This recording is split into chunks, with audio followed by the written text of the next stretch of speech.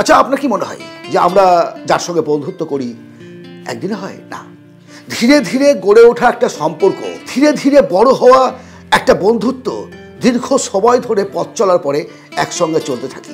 কিন্তু তারপরেও যখন দেখি তার থেকে কোনো কারণে দূরত্ব তৈরি করতে হবে, অর্থাৎ বন্ধু যখন শত্রুরূপে পরিণত হয়, তখন কি করবেন? আমরা যতই বলি না করো, আপনি তার সঙ্গে কথা বলা বন্ধ করে দিন, তার চেহারা দেখবেন না, তার সঙ্গে পাশে বসবেন না, তাকে উপকার করবেন না, তার উপকার নেবেন না, তাকে ধার দেবেন না, ইত্যাদি ইত্যাদি, এগুলো খুব সহজভাবে বলা যায়। বাট খুব সহজেই কি আপনি তাকে ভুলে যেতে পারবেন? যার সঙ্গে প্রতিদিন বসেছেন, আড্ডা মেরেছেন, যার সঙ্গে গল্প করেছেন, ঘুরতে গেছেন, যার সঙ্গে আনন্দের, দুঃখের, হতাশার সমস্ত কিছু শেয়ার করে নিয়েছেন, তাকে রাতারাতি ভুলে যাওয়া কি সম্ভব? একেবারেই নয়।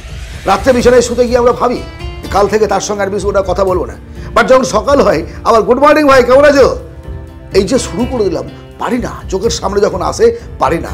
সুতরাং আপনি কারো দ্বারা প্ররোচিত হয়ে ঝপ করে বন্ধুকে শত্রুরূপে পরিণত করে তার সঙ্গে দূরত্ব তৈরি করার জন্য দ্রুত ডিসিশন নেবেন না।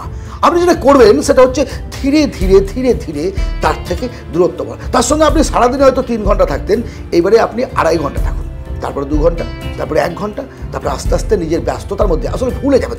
তখন ভুলে যাবেন যে বিকেলে একসঙ্গে বসে চা খেতাম, একদিন গেলেন না মনটা খুব খারাপ করবে, কাজ করবে। বাট যখন আপনি পরপর 3-4 দিন যাবেন না, তখন একটা অভ্যাসে দাঁড়িয়ে যাবে, সেই সময় কোনো একটা প্রোডাক্টিভ কাজে আপনি নিযুক্ত থাকবেন, তাহলে দেখবেন আপনার ভালো লাগবে। না একটা বন্ধু ছেড়ে আর একটা বন্ধু ধরবো, একটা আড্ডা ছেড়ে আড্ডা ধরবো, এটা কিন্তু খুব খারাপ। আপনি সেই সময় নিজেকে অন্যরকম কাজে, অন্য একটা জগতে নিয়ে চলুন, তাহলে দেখবেন আস্তে আস্তে ভুলে যাবেন। বন্ধু যখন শত্রুতে পরিণত হবে, তখন তাকে বিশ্বাস করার কোনো অবকাশই নেই, তাকে বিশ্বাস করবেন না, সে আবার বেইমানি করতে পারে। বাট তার থেকে দূরত্ব হঠাৎ করে তৈরি করবেন না, ধীরে ধীরে ধীরে ধীরে এগিয়ে চলুন। চাণক্যজি জীবনে অনেক অনেক লেসন আমাদের দিয়েছেন, যদি আমরা সেগুলো মেনে চলতে পারি, আমাদের মনুষ্য জীবন সার্থক হয়ে যাবে। আজ এই পর্যন্তই। আজকের এই আলোচনা কেমন লাগলো কমেন্টে জানাবেন।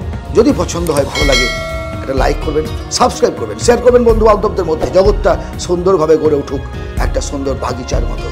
ধন্যবাদ, দেখা হবে আরেক